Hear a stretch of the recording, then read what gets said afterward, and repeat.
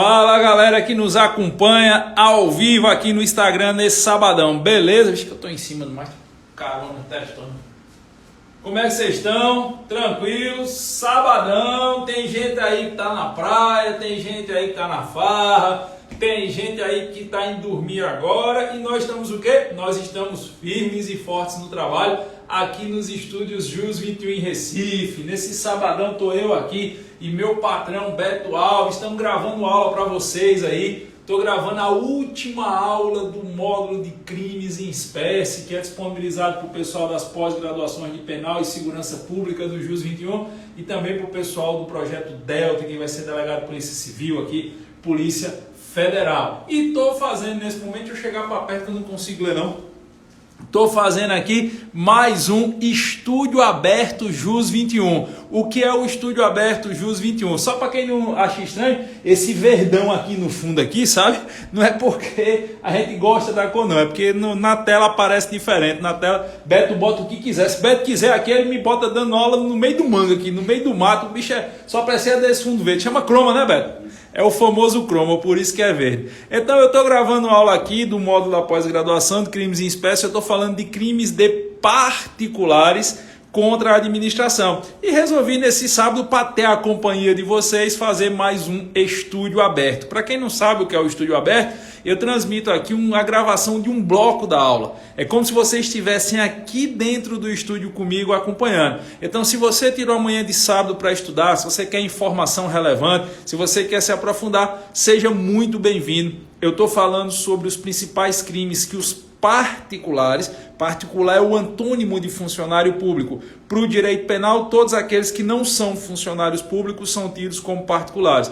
Eu estou tratando dos crimes de particulares contra a administração, estou falando mais especificamente do crime de desobediência. Vou falar de desobediência, desacato, tráfico de influência, exploração de prestígio e por aí vai. Seja muito bem-vindo. Durante a minha gravação eu não posso dar atenção a vocês, por isso que eu digo que façam de conta que vocês estão aqui dentro do estúdio, mas se vocês puderem, senta o dedo no like aí, que aí eu vejo que a transmissão está rolando de boa para vocês. Beleza? E no final da gravação eu volto aqui para interagir um pouquinho mais. Beto, deixa eu ver aqui, vamos embora. Minha posição, concentrar, galera do Instagram aí fica ligado, beleza? Desobediência, vamos lá, Beto.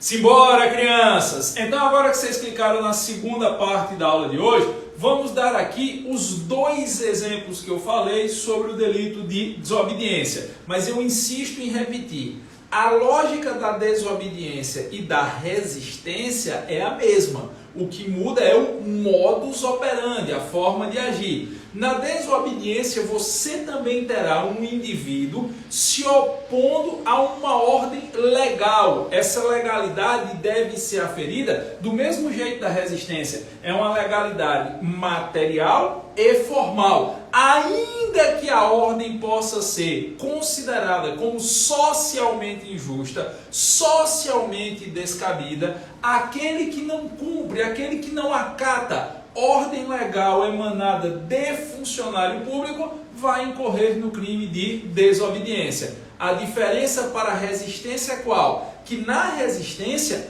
a oposição ao ato dar-se-á com violência ou ameaça. Na desobediência, de novo, na desobediência não existe, destaque a negativa das minhas palavras, na desobediência não existe violência ou grave ameaça. O que existe é um não acatar, é um não cumprir, é um não desempenhar com base em uma ordem legal dada pelo funcionário público, algo que você deveria fazer. Veja, talvez o exemplo mais clássico que nós possamos dar aqui de desobediência seja aquele exemplo do famoso tranca-rua. Giovanni, eu não sei que diabo é tranca-rua. Aqui no interior do Nordeste, mais especificamente lá no meio do sertãozão, onde eu fui criado, era muito comum se escutar histórias sobre tranca-ruas. Tranca-ruas eram pessoas normalmente com algum tipo de deficiência mental, deficiência cognitiva, que quando estavam em surto, eles acabavam com a feira, eles acabavam com o comércio, não tinha quem conseguisse tirar eles lá do meio.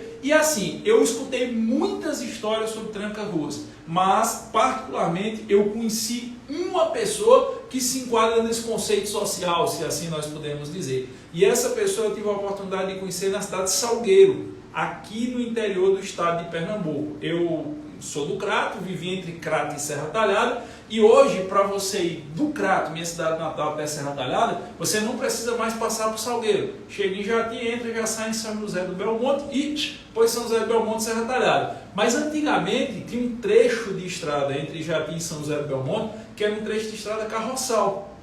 E carroçal era estrada de terra. E aí, quando estava época de chuva ou estava muito esburacado, a gente acabava tendo que dar a volta para o Salgueiro, e passei inúmeras vezes para o Salgueiro. Tive a oportunidade de dormir várias vezes na cidade de Salgueiro, e eu tive a oportunidade de ver uma vez um tranca-rua na cidade de Salgueiro, na Rua do Comércio de Salgueiro. Se eu não me engano, é a Avenida Agamenon Magalhães, se eu não me engano, na época, a rua principal do comércio da cidade de Salgueiro. E como foi a cena? A cena era o seguinte: eu estava almoçando ali num restaurante nessa rua, não me lembro qual era, e quando eu vi a movimentação, a polícia chegando, uma pessoa de uma compleição física enorme assim, o cara devia dar dois de mim, não é porque era gordo não, é porque o cara era forte, parrudo, ele simplesmente ficava parado no meio da rua, não passava carro, não passava nada. O cara ia lá, ficava parado de braço cruzado no meio da rua. Quando a polícia chegava, ele se deitava no chão, ficava todo encolhido, deitado no chão. Ele não batia em ninguém, ele não dava porrada em ninguém, ele não gritava com ninguém, ele não dizia nada. Literalmente ele ficava parando o trânsito, ficava, como se diz no sertão, trancando a rua. E eu vi uma vez essa cena. Eu presenciei essa cena. O cara lá parado de braço cruzado, um lapa de homem desse tamanho de braço cruzado. A polícia, quando chegou, ele buf, deitou no chão. Os caras puxavam, só que você imagina aí, o cara devia ter uns 150 quilos de músculo.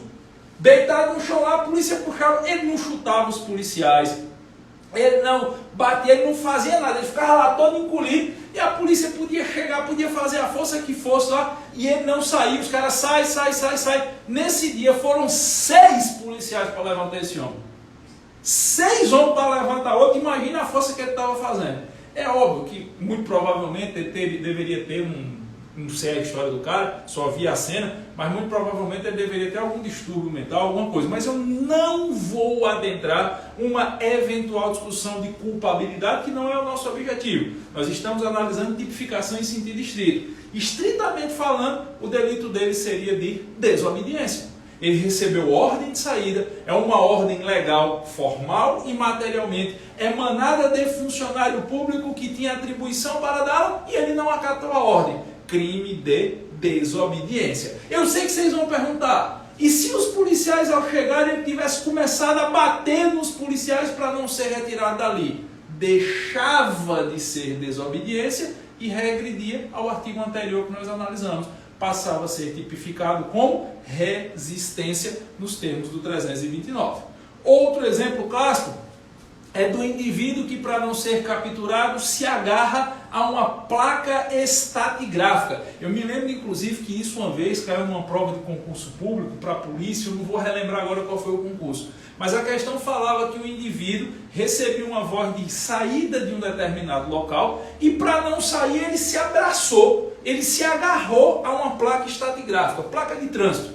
Tinha lá uma placa de trânsito, ele foi lá, pegou o suporte da placa e se agarrou. E a turma puxando ele, sai, e ele é agarrado. Tecnicamente falando, o crime em apreço é de desobediência. E já que eu falei dessa história de se agarrar a uma placa de trânsito, já que eu falei dessa história de se agarrar a uma placa estatigráfica, eu me lembrei agora de um tema que já foi objeto de análise no STJ por algumas vezes e que a turma sempre tem dúvidas, sempre pergunta. Vamos imaginar aqui a seguinte situação hipotética. Vamos imaginar que o indivíduo vem conduzindo o seu veículo automotor. E, sei lá, ele vem conduzindo o veículo, mas está sob efeito de álcool. Tomou uma. Está dirigindo o veículo, vê lá na frente uma blitz da lei seca. E aí os agentes de trânsito comandam a parada. Eles prolatam uma ordem formal de parada do condutor daquele veículo. aquele condutor do veículo, sabendo que se for parado vai ser chamado a soprar o etilômetro, o bafômetro, e que em tese vai incorrer no crime de embriaguez ao volante, que é um crime tipificado ao teor do artigo 306 do Código de Trânsito Brasileiro, lá do CTB, esse cara não acata a ordem de parada e vem a se evadir. Quando o pessoal está mandando ele encostar, ele cai fora da blitz e fuga, vem a se evadir. Isso é muito comum com a turma de moto. O cara vem de moto, o licenciamento está atrasado, alguma coisa assim, ou o cabo está errado, ou está portando arma. Quando vê a blitz que recebe a ordem de parada, ele se evade. E aí o pessoal da fiscalização empreende busca e faz a captura do indivíduo. Nesse caso, como ele está evadindo-se, como ele não acatou a ordem de parada na blitz, porque ele sabe que vai incorrer em crime, porque ele sabe que está errado. Nesse caso, ele poderia responder também pela resistência, também pela desobediência, ou o fato dele estar empreendendo fuga seria um exercício do direito de defesa, ele não quer ser capturado.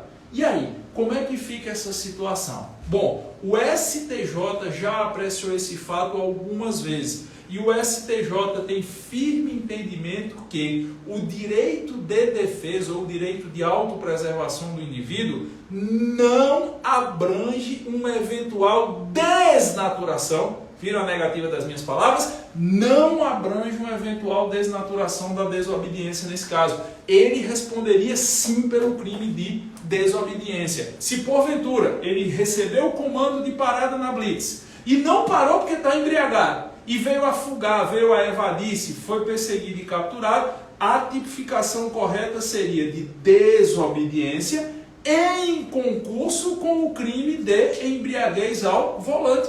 Aí algumas pessoas vão dizer, mas espera aí, Giovanni, mas no Código de Trânsito Brasileiro já existe uma infração administrativa de você não parar na blitz quando solicitado. Se você responsabiliza esse cara por crime de desobediência, já existindo a infração administrativa de trânsito, isso seria bis in idem. Está errado. Cuidado. Bis in idem é você responsabilizar no âmbito penal duas ou mais vezes o indivíduo com base no mesmo fato gerador. Isso é límpido e consolidado na doutrina e na jurisprudência. Você estará diante do bis in idem quando o indivíduo estiver sendo responsabilizado, sofrendo efeitos, danos ou consequências duas ou mais vezes no âmbito penal com base no mesmo fato gerador. Não há de se falar, de novo, não há de se falar em bis in idem quando a responsabilização é administrativa e penal. Não existe bis in idem de âmbitos jurídicos diversos. A alçada administrativa e a alçada penal estão completamente apartadas nesse caso, devem ser aferidas autonomamente, até porque, no caso da embriaguez ao volante, tem a punição administrativa, a multa, que é uma medida de natureza administrativa, pelo fato do cara estar dirigindo embriagado, e tem o crime, punido com pena de detenção de embriaguez ao volante.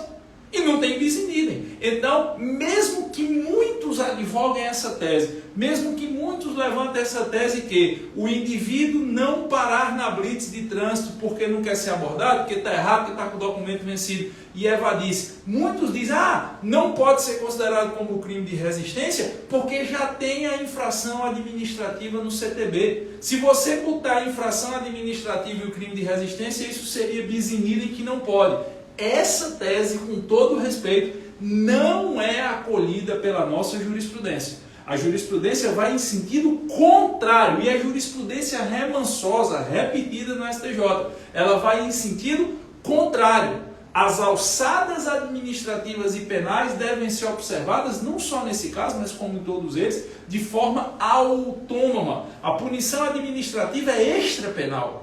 Nós estamos falando de tipificação de crime. Aquele que não para na blitz, seja porque quer se livrar de uma eventual responsabilidade administrativa, uma CNH vencida, um CRLV vencido, alguma coisa assim, ou porque quer se livrar de um eventual crime, está portando arma, está embriagado, está trazendo drogas, independente do motivo. se ele não acatou a ordem de parada, o entendimento que eu recomendo que seja seguido por vocês, por ser o entendimento da jurisprudência, é de se tratar de crime de desobediência. Desobediência se ele cometeu outros crimes em concurso, como diz a doutrina majoritária, material, conforme regra do artigo 69, com os demais crimes. Beleza? Pegaram esse bizu?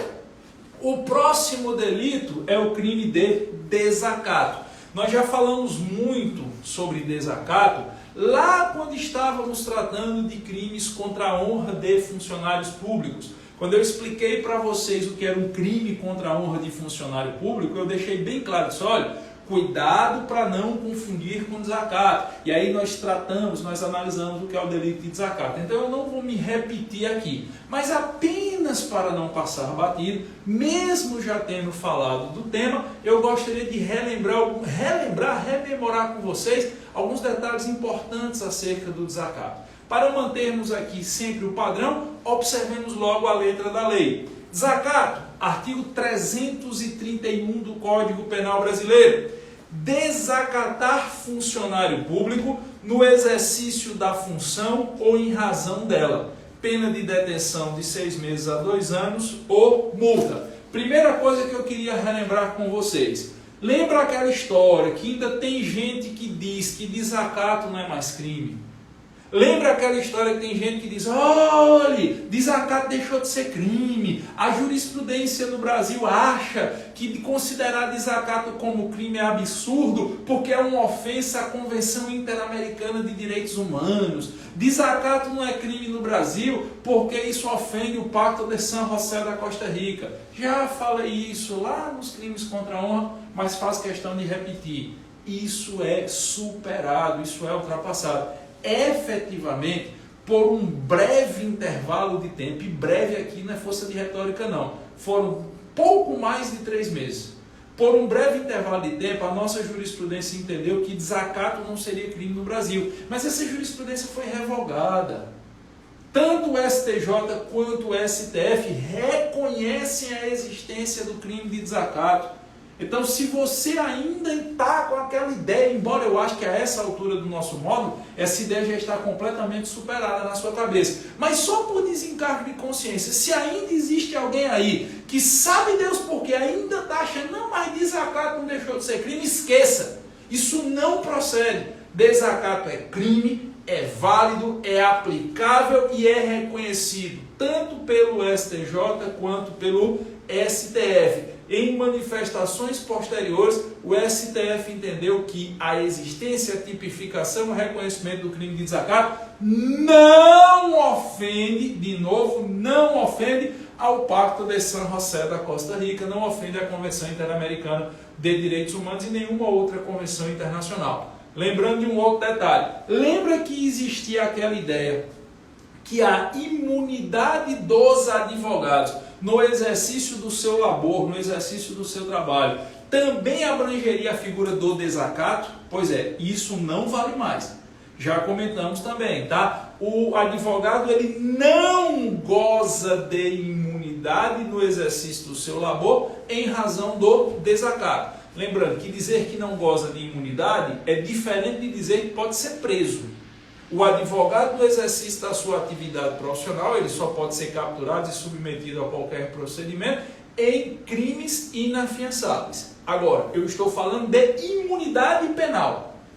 Efetivamente houve um momento em que a imunidade dos advogados no exercício da sua atividade profissional, no exercício do seu munus advocatício, abraçava o desacato. Hoje não existe mais, tá? Não cabe mais, por força de entendimento do STF, não cabe mais imunidade de advogado em relação ao desacato.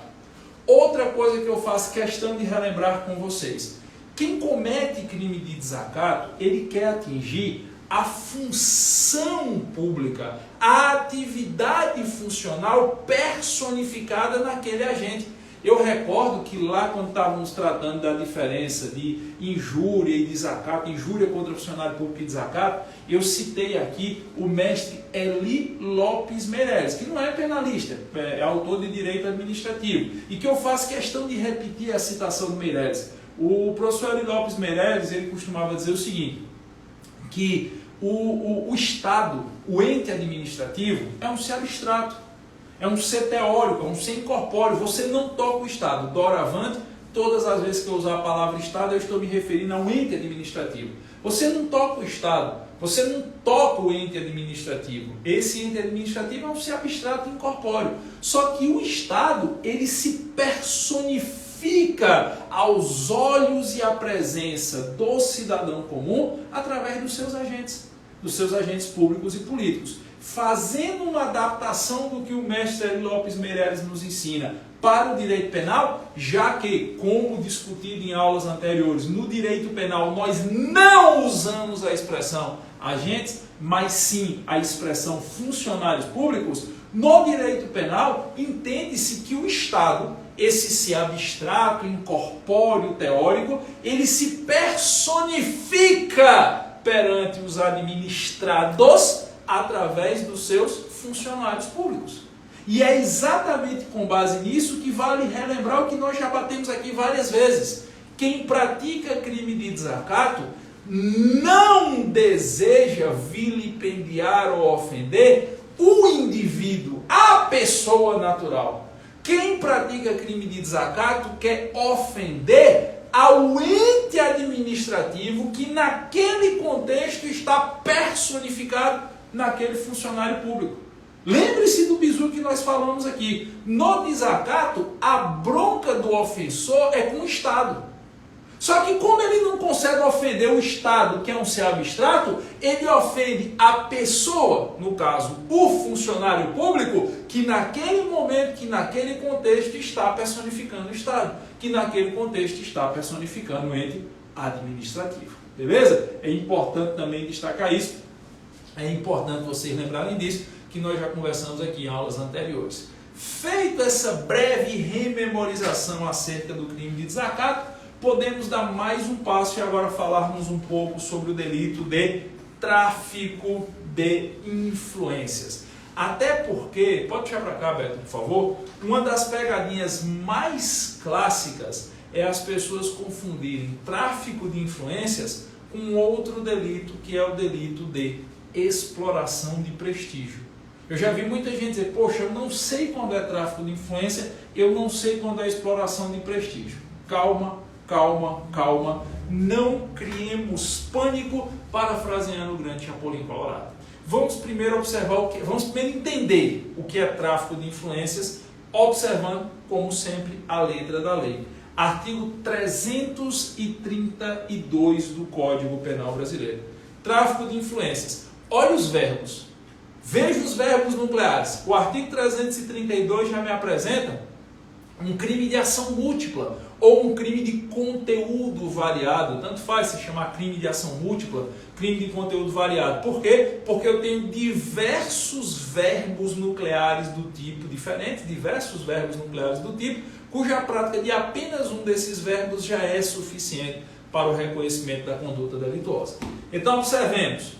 Solicitar, exigir, cobrar ou obter para si ou para outrem vantagem ou promessa de vantagem a pretexto, ou seja, com a desculpa de influir em ato praticado por funcionário público no exercício da função.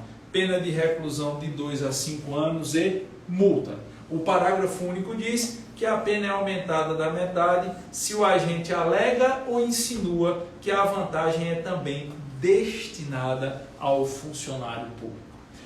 Nelson Hungria costumava dizer que esse delito de tráfico de influência é um verdadeiro estelionato. É uma forma muito específica de uma modalidade de estelionato. Claro que depois ele dava toda a explicação e dizia por que essa correlação. E eu acho essa lógica do mestre Nelson Hungria muito pertinente. Por que muito pertinente? Porque perceba, quem pratica tráfico de influências, ele está usando um pretexto.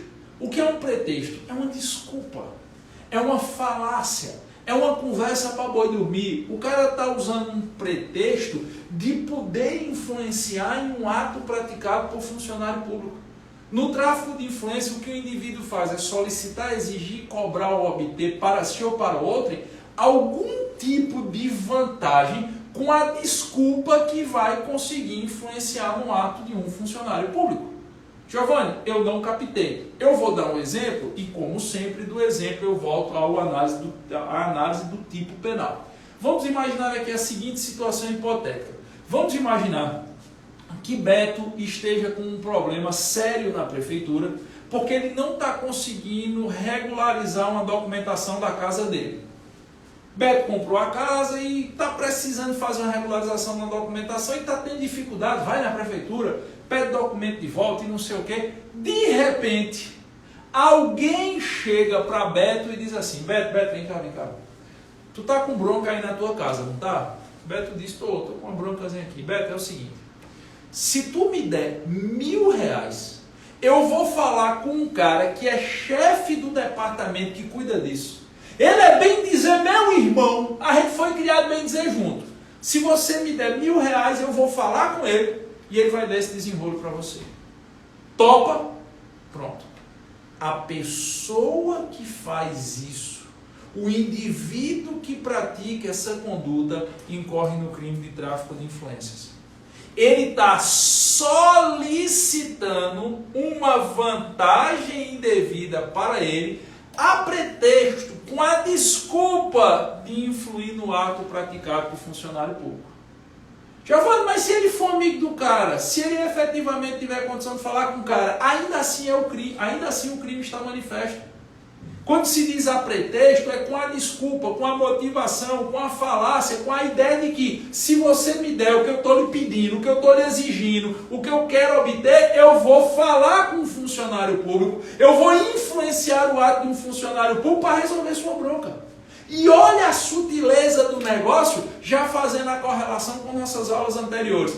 Imagina só que fosse o próprio funcionário da prefeitura. Imagina só que eu, hipoteticamente falando, sou funcionário da Prefeitura do Recife. Eu, funcionário público, chego para Beto e digo assim, Beto, uma mão lava a outra, Beto, as duas lavam o rosto.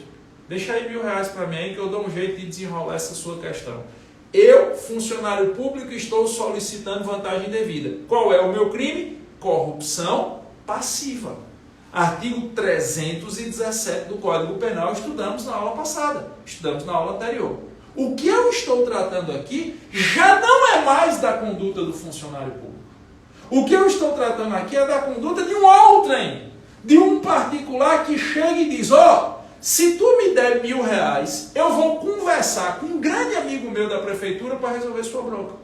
O cara está solicitando vantagem indevida a pretexto, alegando com a desculpa que vai influenciar no ato do funcionário público. Ele pode até ser capaz de influenciar nesse ato efetivamente, mas ainda assim o crime de tráfico de influências está manifesto.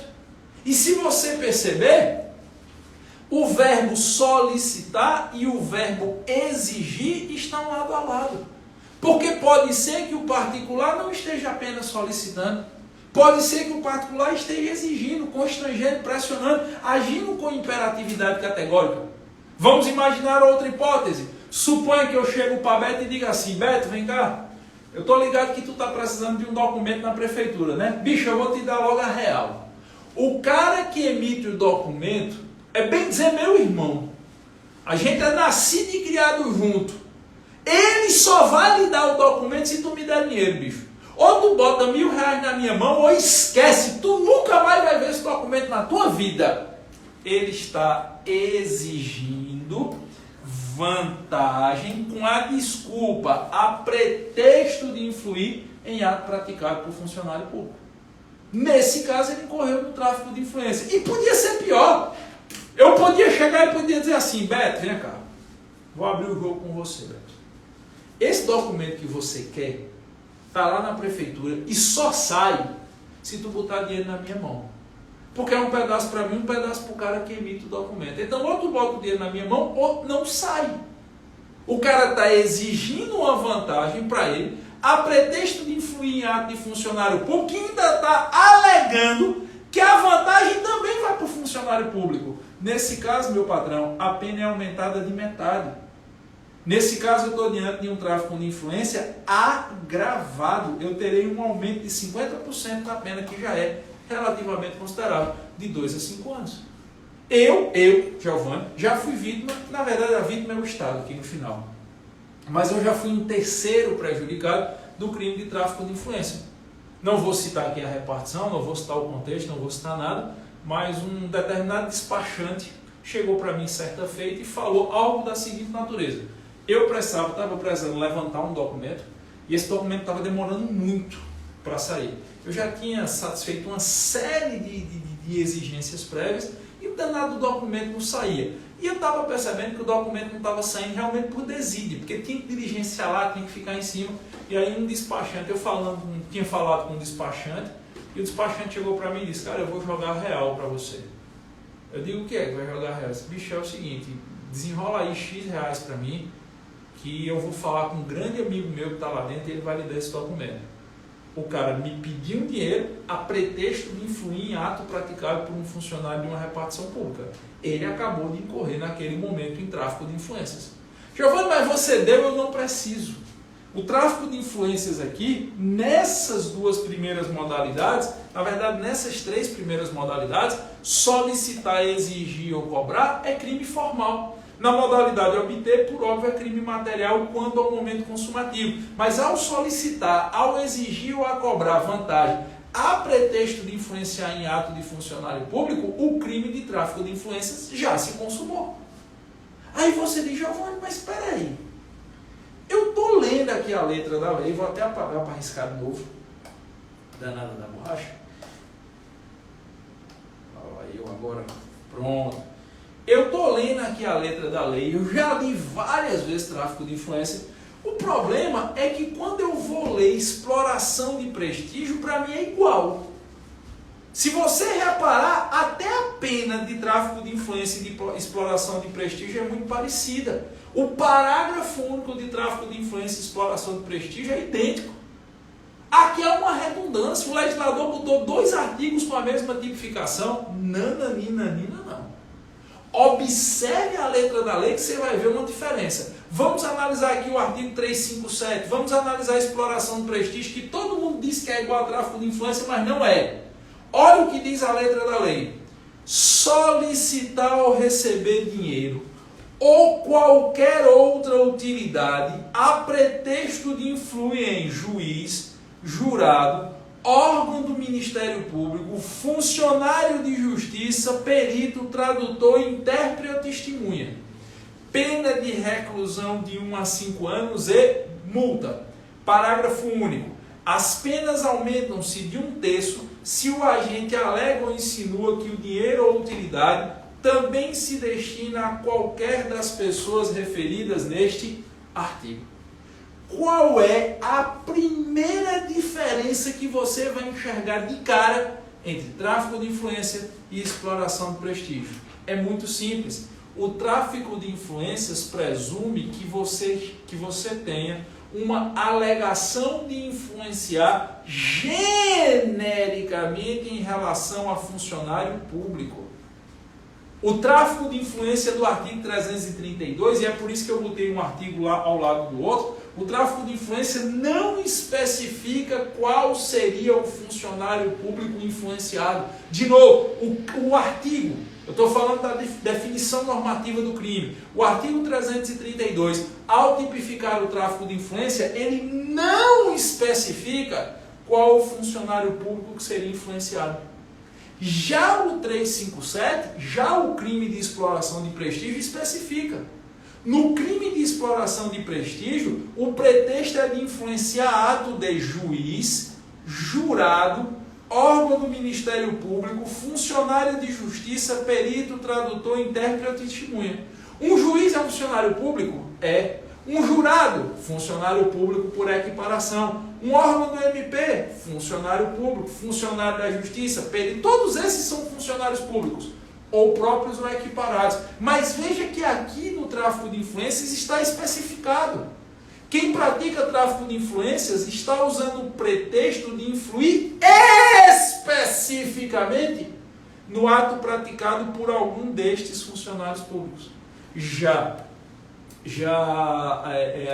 isso na exploração do prestígio. Já no tráfico de influências, a ideia é que o cara vai interferir genericamente em qualquer funcionário público. Se eu chego para Beto e digo assim, Beto, desenrola aí R$1.000 que eu vou dar um jeito, dar um desenrolo com um funcionário da prefeitura, eu estou tipificando no 332. Eu estou falando de tráfico de influências. Mas se eu chego para Beto e digo, Beto, desenrola aí R$1.000 que eu vou falar com o juiz que vai prolatar a sentença, aí é exploração de prestígio. Por isso que, inclusive, exploração de prestígio, tecnicamente falando, é crime de particular contra a administração da justiça. Então, repare que a primeira grande diferença, o primeiro grande detalhe que você vai atentar para diferenciar tráfico de influência de exploração de prestígio, para diferenciar a tipificação do 332 e do 357 é a quem o indivíduo alega ser capaz de influenciar. De novo, a quem esse indivíduo alega ser capaz de influenciar. Se ele alega ser capaz de influenciar funcionário público genericamente, tráfico de influências. Se ele alega ser capaz de influenciar especificamente juiz, jurado, promotor, serventuário da justiça, tradutor, perito, intérprete ou congênere, tráfico de influência. Pegar esse detalhe? Então deixa eu dar um desafio aqui a você. Vamos imaginar que eu chegue para Beto, eu, particular, chego para Beto e eu sei que Beto está com ação na justiça. Eu sei que quem vai julgar Beto é Dr. Luiz Carlos Figueiredo, professor aqui do Jus 21 e amigo meu de há mais de 20 anos. Eu sei que Beto tem um processo lá, hipoteticamente, que Lula vai julgar. Aí eu chego para Beto e digo assim, Beto, vem cá. Beto, é o seguinte, ou tu me dá R$10.000 agora, na minha mão, ou você me dá R$10.000 agora, ou eu vou falar com o Luiz, para o Luiz lhe condenar na pena máxima possível, ele vai morrer na cadeia. Ou tu me dá R$10.000 agora, ou eu vou conversar com o Luiz, que é juiz, para o Luiz prolatar uma sentença contra você para lhe arrombar. Qual o meu crime? Tráfico de influências ou exploração de prestígio? E aí, o que é que vocês dizem? Quer saber a resposta? Clica na terceira parte da aula de hoje. Deixa eu ver aqui a galera que estava acompanhando aqui. E aí, galera, vocês estão acompanhando ao vivo. Nesse caso, é tráfico de influência ou exploração de prestígio? O que é que vocês acham? Deixa eu ver se o povo responde aí. Se é tráfico de influência ou exploração de prestígio. Vixe, tem mais ninguém participando não? A live caiu, foi? Não, tem. Subindo um coraçãozinho. Exploração de prestígio. Felipe Gomes está dizendo que é exploração de prestígio. Tatiane Rezende disse nada. Daniel Silva disse que é exploração de prestígio. O Evandro está dizendo que é exploração de prestígio também. Pronto. O Delson Santos. Boa, Delson. Está dizendo que é exploração de prestígio.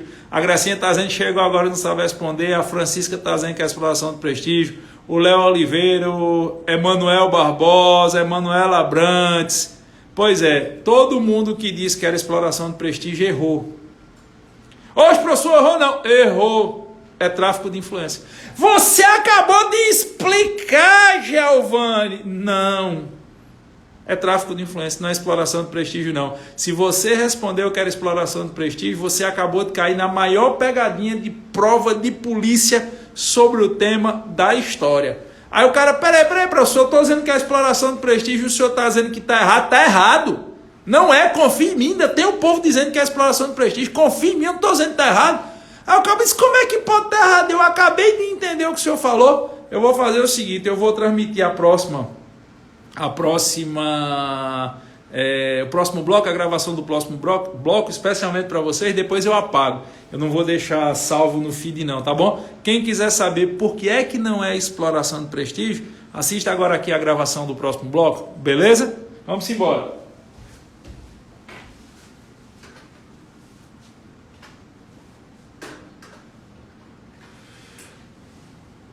Bora, Beto.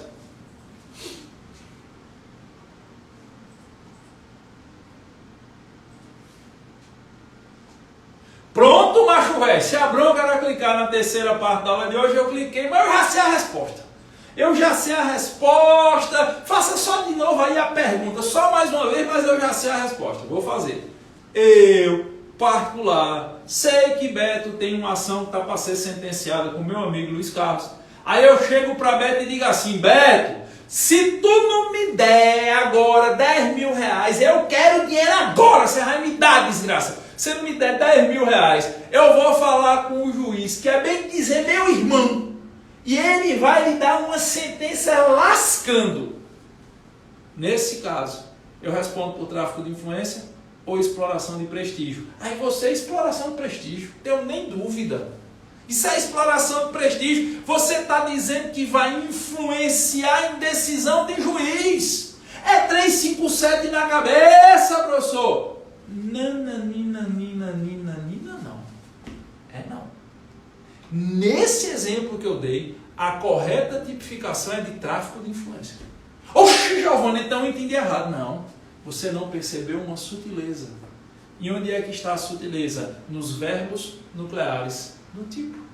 Olha aqui quais são os verbos nucleares do crime de tráfico de influências. Solicitar ou receber dinheiro ou qualquer outra utilidade a pretexto de influir em ato de juiz, jurado, órgão do MP e por aí vai.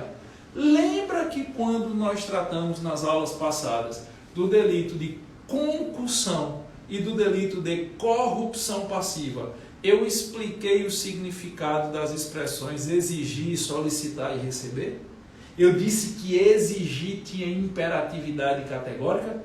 Quem exige, constrange, pressiona a vítima dizendo eu quero alguma coisa, senão eu vou lhe lascar. Pois bem, nesse meu exemplo, o que eu estou fazendo é exigindo de Beto. Eu estou intimidando, constrangendo, pressionando, eu estou agindo como nós já ensinamos em aulas passadas, com imperatividade categórica. Então eu estou exigindo de Beto uma vantagem com a desculpa de influenciar em ato de juiz. Isso não pode ser exploração de prestígio, porque no crime de exploração de prestígio do artigo 357 não existe a conduta de exigir. A conduta é solicitar ou receber. Onde é que tem o verbo exigir aqui no 357? Em canto nenhum. Ainda que eu esteja exigindo a vantagem a pretexto de influir em ato de juiz, como no artigo 357 não há o verbo nuclear exigir, eu não posso tipificar minha conduta como tráfico de influências.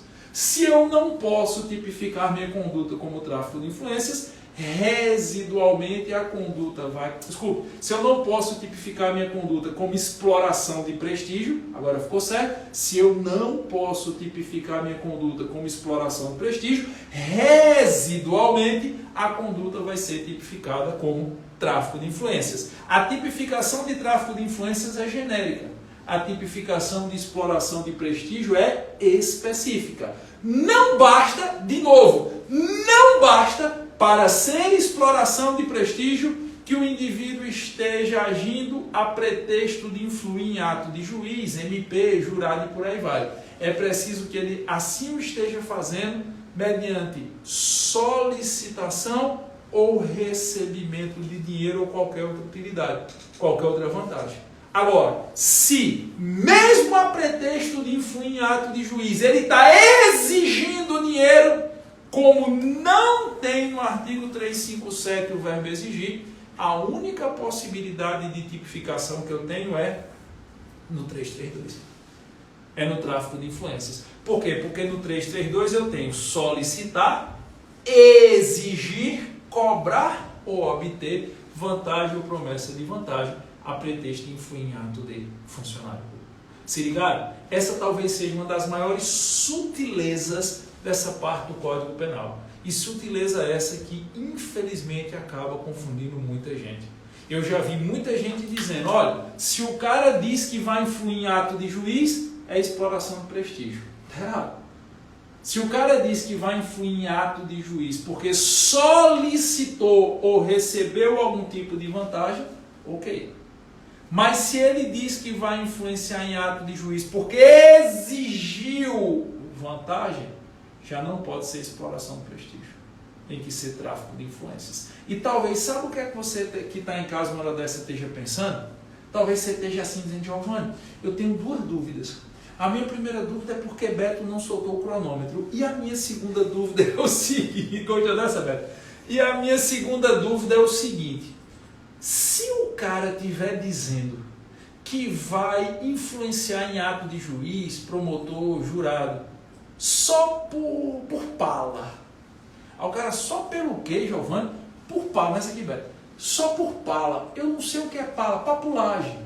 É o cara querer mostrar que tem moral, você entende? Não tem um povo que gosta, é porque talvez aí onde vocês moram não tenha isso. Mas por aqui, pelo Recife, tem muita gente que gosta de contar vantagem, de querer ser melhor que os outros, de mostrar coisa que não é. Pois bem, vamos imaginar que Beto estivesse conversando comigo, dissesse assim, Giovanni, eu estou com a decisão judicial faz tempo e não sai. Aí eu digo, Beto, tá onde? Não, tá na vara assim assado, com o juiz assim assado. Rapaz, acabei bem dizer, meu irmão, amigo meu, vou dar esse desenrolo para você, fica tranquilo. Eu não estou solicitando, eu não estou exigindo, eu não estou recebendo, eu não estou obtendo nenhum tipo de vantagem, eu estou apenas com a pala, com a golga, querendo mostrar que eu tenho influência no judiciário, dizendo que vou influenciar e falar com o juiz para resolver a bronca de Beto. Qual o meu crime? Nenhum. Nesse caso, não existe crime da minha parte. Nem tráfico de influência, nem exploração de prestígio. Porque tanto no tráfico de influência quanto na exploração de prestígio, o indivíduo tem que ter o objetivo, a finalidade especial de obter vantagem para si ou para outro. Então, aquela pessoa que simplesmente tem golga, como se diz, aquela pessoa que conversa demais, aquela pessoa que quer mostrar uma influência que talvez nem tenha, e sem pedir, sem receber, sem exigir, sem obter nenhum tipo de vantagem, apenas alega ser capaz de influenciar em ato de funcionário público, ainda que esse funcionário público seja um juiz, um promotor ou congênere, não comete crime. O fato é atípico. E talvez você ainda tenha mais uma pergunta para me fazer. Giovanni, e o comprador da influência? Influenza é gripe. O comprador da influência. O que é isso? O comprador da influência, que a doutrina fala, professor, que eu não me liguei. É a pessoa que paga. Eu chego para Beto e digo assim, Beto, tu está precisando desenrolar a questão na prefeitura, né, Beto? Beto, estou. Faz o seguinte, me dá R$1.000 aí que eu vou falar com o chefe da fiscalização lá, o cara é amicíssimo meu, ele vai dar o desenrolo para você. Aí Beto me deu os R$1.000. Eu solicitei uma grana a Beto a pretexto de influenciar em ato praticado por funcionário público. E ele me deu a grana. Ele, aspas, comprou essa pretensa influência que eu tenho. Nesse caso, qual crime Beto pratica? Nenhum. O denominado doutrinariamente comprador da influência, que nada mais é do que aquele que segue a vantagem solicitada, exigida, para que alguém pretensamente venha a influenciar em ato de funcionário público, esse comprador da influência não incorre em crime. A sua conduta é atípica, por ausência de definição normativa. Ah, Giovanni, eu pensei que era corrupção ativa. Não, não é. E para você até perceber porque aqui não é, já vamos começar a tratar do crime de corrupção ativa. Já vamos começar a tratar da previsão do artigo 333 do Código Penal Brasileiro. Observemos a letra da lei. Corrupção ativa, oferecer ou prometer. Esses dois verbos nucleares vão me ajudar demais daqui a pouco. Oferecer ou prometer vantagem indevida a funcionário público para determiná-lo a praticar, omitir ou retardar ato de ofício.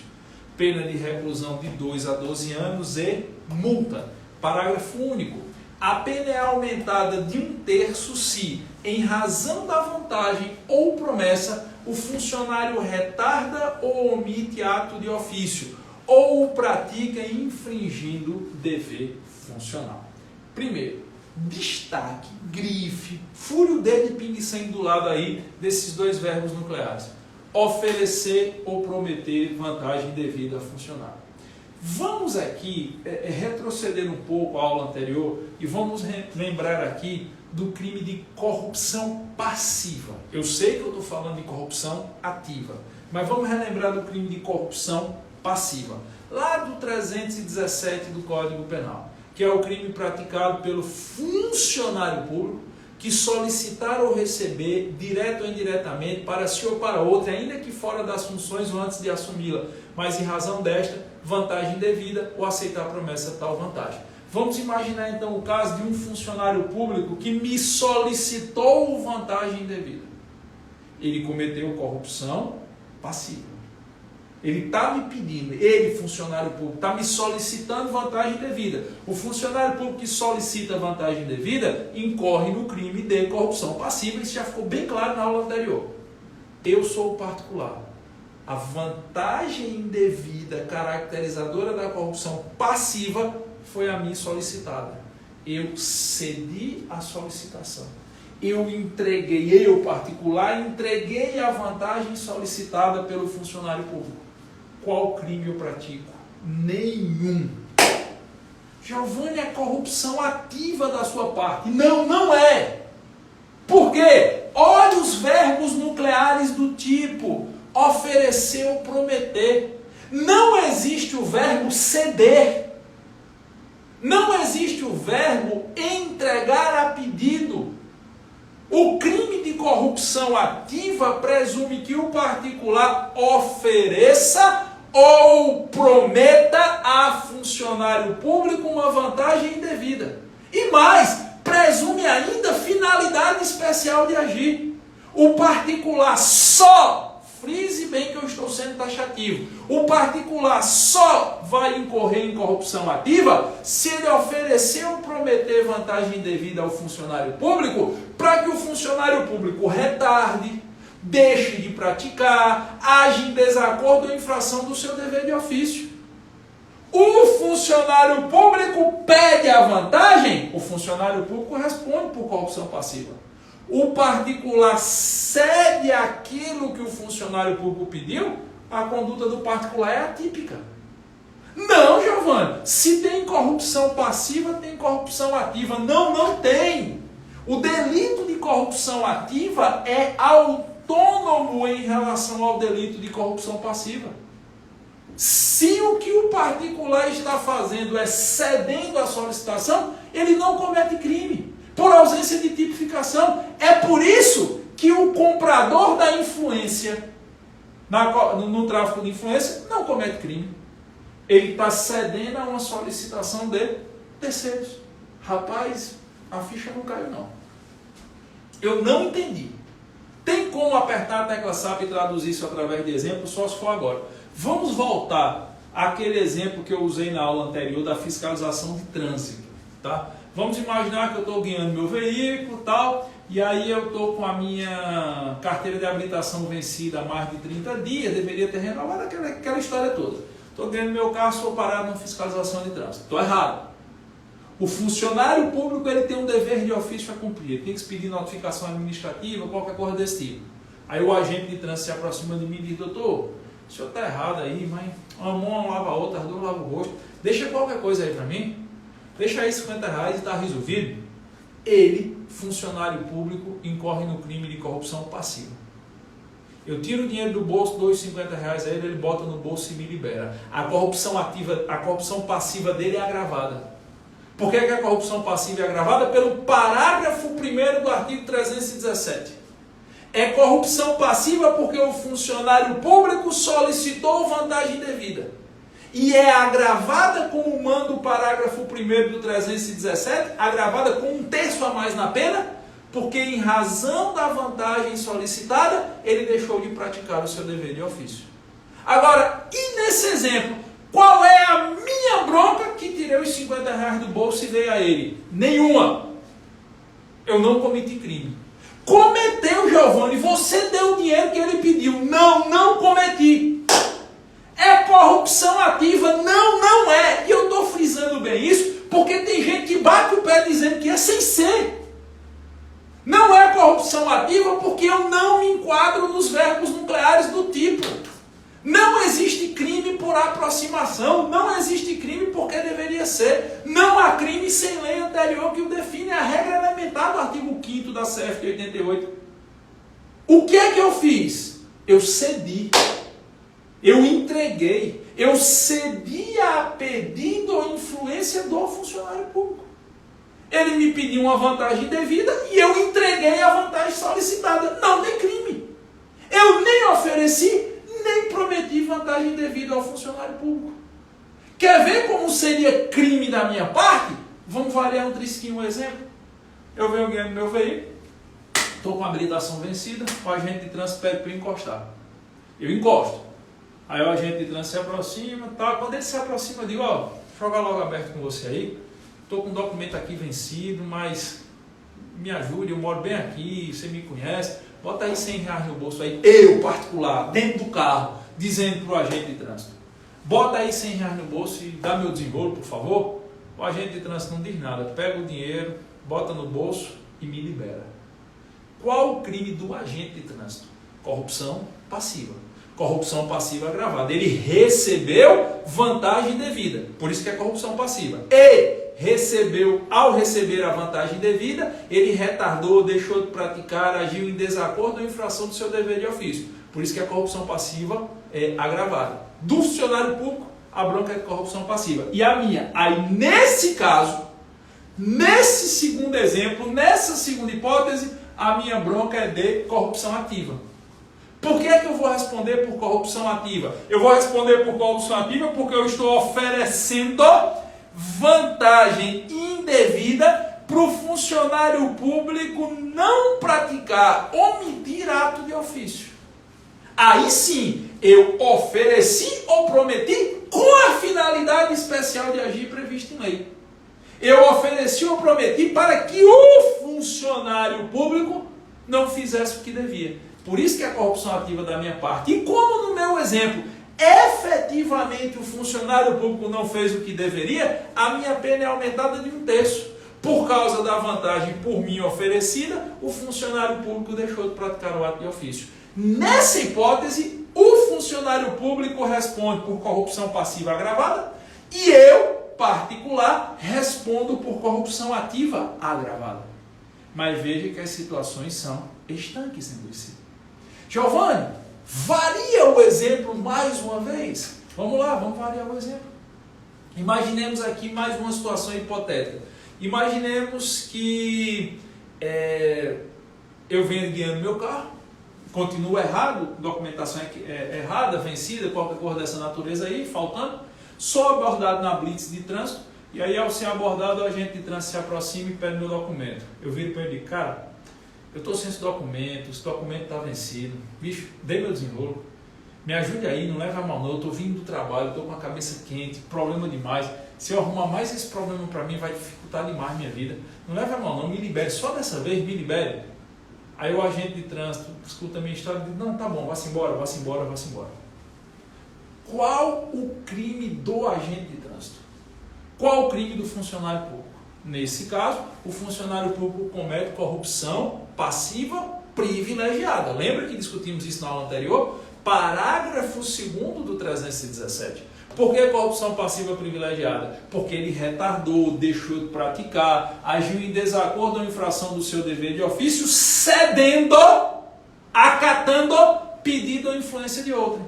Eu pedi, eu influenciei, eu fiz a choradeira, eu pedi o desenrolo a ele infringiu o dever de ofício dele para acatar o meu pedido. Ele, funcionário público, responde por corrupção passiva privilegiada. Parágrafo 2º do 317. E eu, particular, respondo por que crime? Nenhum. O particular que pede desenrolo ao funcionário público não responde por crime. A lei diz que o crime do particular seria corrupção ativa. Oferecer ou prometer vantagem. Não há o verbo pedir. Não há o verbo influenciar. O particular que pede, o particular que influencia, sem envolver vantagem indevida. O particular que pede ou influencia o funcionário público, ainda que peça ou influencie para que o funcionário público não cumpra com seu dever de ofício, esse particular não comete crime. Então, se eu sou parado na blitz de trânsito, digo, doutor, me ajude, dê meu desenrolo, me libere. E o agente de trânsito me libera, a bronca é só dele, não é minha não. Ele comete crime de corrupção passiva privilegiada. A minha conduta é atípica. Eu só responderei por corrupção ativa, eu só incorrerei no crime de corrupção ativa se e somente se eu oferecer ou prometer vantagem indevida para que aquele funcionário, olha a finalidade especial de agir, para que aquele funcionário público não cumpra com o seu dever naquele momento. E daí eu já vou trazer à tona duas grandes pegadinhas para vocês, duas cascas de bananas enormes aqui para vocês. É a seguinte, na verdade eu vou trazer três. A primeira casca de banana é a seguinte, imagine só que eu seja abordado, estou lá, eu estou dando sempre o exemplo da fiscalização de trânsito, eu falei isso na aula passada, mas me permita repetir só para evitar qualquer equívoco ou má interpretação. Eu estou dando esse exemplo da fiscalização de trânsito porque me parece o mais fácil de todo mundo perceber. Me parece o mais fácil de todo mundo enxergar um instituto jurídico. Eu não tenho nada contra quem faz fiscalização de trânsito. É só por uma questão didática mesmo. São situações meramente hipotéticas e externadas para fins meramente didáticos. Então eu estou aqui, sou parado numa fiscalização de trânsito. O agente de trânsito faz a abordagem, CNH, documento do veículo, está tudo certo. Tudo certo, não tem nada errado. Ele terminou a fiscalização, ele terminou tudo. Antes de eu ir embora, eu pego 50 reais e diz, bota aí para vocês fazer uma merenda. Eu tiro 100 reais do bolso e digo, deixa aí para vocês. E ele recebe e me libera. Qual o crime da parte dele? Funcionário público. Corrupção passiva. Caput. Não cai no parágrafo 1º. Ele está recebendo vantagem devida em razão das funções. Corrupção passiva da parte dele. Qual o meu crime? Aí você diz, aí é corrupção ativa. Não, não é. Claro que é, Giovanni. Não, não é. Sabe por quê? Porque embora eu tenha oferecido, embora eu tenha entregue uma vantagem devida para ele, eu não o fiz com a finalidade especial de agir prevista na lei. Se eu parei na blitz, fiscalizado, está tudo certo, eu já estou liberado, e antes de ir embora eu tiro 100 reais e dou para eles, eu não cometo crime. O crime é deles se receber. É corrupção passiva na modalidade de receber vantagem devida em razão das funções. Mas para mim não tem crime nenhum, eu vou perder os 100 reais só. Eu não cometo crime, por quê? Porque eu não tenho finalidade especial de agir. Corrupção ativa, de novo, corrupção ativa não é só oferecer ou prometer vantagem devida ao funcionário. É oferecer ou prometer vantagem devida ao funcionário para que esse funcionário não cumpra com o seu dever. Para que esse funcionário retarde, deixe de praticar, age em desacordo ou infração do seu dever de ofício. Se o funcionário já fez tudo que devia fazer, se o funcionário já cumpriu com o seu dever de ofício e eu dou uma grana a ele, eu não cometo crime. O ato pode ser até imoral, mas ele não é ilegal da minha parte. Agora, a ilegalidade está da parte do funcionário público. Giovanni, aquela história do presente. Na aula passada nós conversamos. Na aula passada eu mostrei para vocês como diferenciar uma vantagem devida de um mero presente dado ao funcionário público. Se você não lembra, reveja a aula anterior. Cuidado, essa é a primeira pegadinha. A segunda pegadinha, não existe corrupção ativa quando a pessoa oferece ou promete vantagem em relação a fato pretérito. Cara, Giovanni, eu não entendi. Diga de novo, vou dizer de novo. Não existe corrupção ativa quando a gente promete vantagem em relação a fato pretérito. Nem tampouco em relação a fato futuro abstrato, a fato futuro não delimitado. Agora eu vou emendar. Não tem corrupção ativa em relação a fato pretérito, nem a fato futuro não delimitado. Eu voei. Traduz. Vou dar aqui um exemplo a vocês. Imagina só que eu fosse, hipoteticamente, uma pessoa que gosta de beber e dirigir. É óbvio que eu não faço isso. Mas vamos supor que eu fosse uma pessoa que gostasse de beber e dirigir, tomar uma, tal, não sei o quê. E aí, eu estou de boa, não estou bebendo, não estou dirigindo nada, mas eu sei que de vez em quando eu alopro. De vez em quando eu faço isso. E suponha que eu moro numa cidadezinha pequena, lá, e que nessa cidade pequena sejam os mesmos policiais que fazem esse tipo de fiscalização. Aí eu chego um dia para os caras e falo, vem cá. Ninguém sabe o dia de amanhã, né? Toma aí logo R$500 para cada um. Se um dia eu fizer a besteira de beber e dirigir, você já me libera, faz de conta que não está vendo. Eu estou oferecendo, eu estou entregando, eu particular, estou entregando ao funcionário público uma vantagem indevida para que eles deixem de agir em um fato futuro e indeterminado. Quando é que eu vou beber e dirigir, eles vão me pegar? É hoje, amanhã, depois de amanhã, daqui a um ano, eu não sei. Eu estou agindo meio que preventivamente, eu estou dando dinheiro ao funcionário público e dizendo para esse funcionário público, se um dia ele me pegar, ele não apreende o veículo, ele me libere. Qual o crime desses funcionários públicos? Corrupção passiva. Estão recebendo vantagem indevida. Qual o meu crime? Nenhum. Eu não pratico crime nesse caso. A conduta é imoral, mas não é ilegal. E por que eu não pratico crime? Porque não existe corrupção passiva em relação a fato futuro. Corrupção passiva é oferecer ou prometer vantagem indevida ao funcionário público para ele não praticar ato de ofício delimitado, concreto e presente. Eu incorrerei em corrupção ativa se eu estou numa situação concreta, delimitada e manifesta, e eu ofereço nesta situação presente, concreta, delimitada e manifesta uma vantagem para que o funcionário público não cumpra com o seu dever. Se eu estou entregando ao funcionário público uma vantagem indevida, imaginando um fato futuro que não é concreto, que não é manifesto, não há crime da minha parte. Há crime da parte dele que recebe. A mesma coisa em relação a fato pretérito. Como assim em relação a fato pretérito? Vamos imaginar o seguinte. Vamos imaginar que eu estou guiando o meu veículo notoriamente sob efeito de álcool. Notoriamente. Aí vou passando numa blitz da lei seca, o agente de trânsito me reconhece. Foi meu aluno. Aí o agente de trânsito sabe que tem que me abordar, mas não aborda porque não quer. Ele, agente de trânsito, pensa assim, não vou abordar não, é professor Giovanni, deixa ele passar. Ele tem o dever de me abordar, mas deixa eu passar. E aí eu vou embora. Até aí, qual é o crime do agente de trânsito? Prevaricação. 319 caput do Código Penal, analisamos a aula passada também. O agente de trânsito praticou prevaricação por quê? Porque ele não cumpriu com o seu dever de ofício para satisfazer esse sentimento pessoal. Eu não pedi, eu não falei com ele, eu não disse nada. Eu vinha, ele tinha a obrigação de me parar, me reconheceu, percebeu que eu estava embriagado, deixou eu passar, não fez nada. Ele prevaricou. Quando é depois, dias depois, alguém chega para mim e diz, Giovanni, tu passou numa blitz assim, não passou? Eu passei, mas eu tinha tomado uma, pois é. Só não te pararam lá porque quem ia te abordar era fulano, e fulano foi teu aluno, fulano te considerou. Eu digo, porra, eu vou falar com o cara.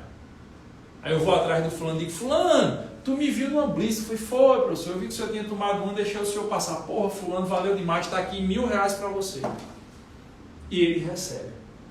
Qual o crime dele? Ele já tinha praticado prevaricação. E agora ele está cometendo um novo crime, corrupção passiva.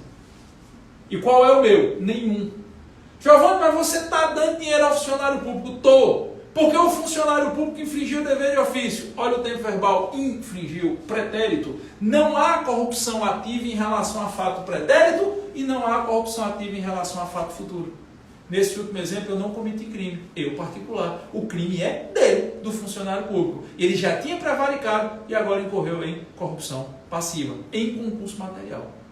Ele vai responder em tese pelos dois crimes, prevaricação e corrupção passiva. E para mim, nenhum. Porque eu só vou incorrer em corrupção ativa, e frise isso, pelas 10 chagas do Mané Valentim, você não pode arrestar detalhe. Eu só vou incorrer em corrupção ativa se eu, particular, oferecer ou prometer a funcionário público a vantagem devida para esse funcionário público não agir como deve em uma situação concreta, presente e manifesta e delimitada. Fugiu disso, eu não tenho crime. Beleza? Essa é a segunda pegadinha. E a terceira pegadinha é, cuidado para não confundir. Tem um crime no artigo 343 do Código Penal Brasileiro, crime de particular contra a administração da justiça, que muita gente confunde com corrupção ativa. É aquela mesma história do tráfico de influência e da exploração do prestígio, é o que acontece aqui com o 333 e o 343. Observe o que diz a letra da lei, observe o que diz o artigo 343 do Código Penal.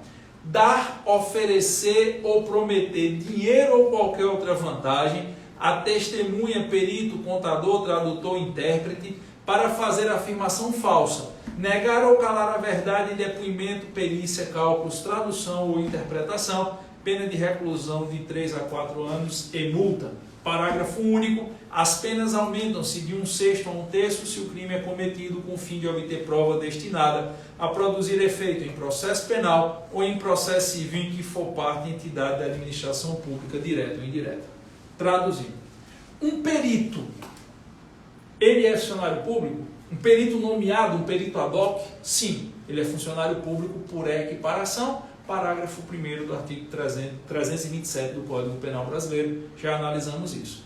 Se eu, particular, estou dando, oferecendo ou prometendo dinheiro ou qualquer outra vantagem a esse perito, que é um funcionário público, para que ele minta nos cálculos periciais que ele está fazendo, eu respondo por corrupção ativa?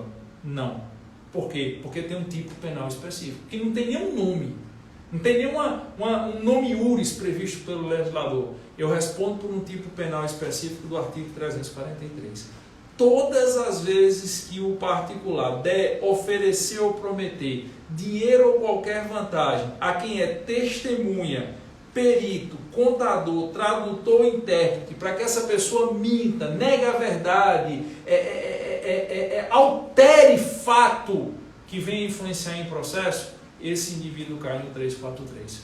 É regra da especialidade. Cuidado que nessa situação específica, ou nestas situações específicas, você não deve dizer que se tem corrupção ativa. Não, não se tem, porque existe uma regra específica da lei para tipificar tais condutas. Beleza?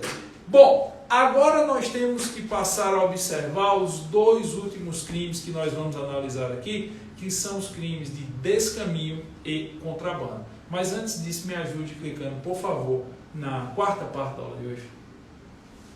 Pronto, deixa eu me despedir da galera aqui do Instagram.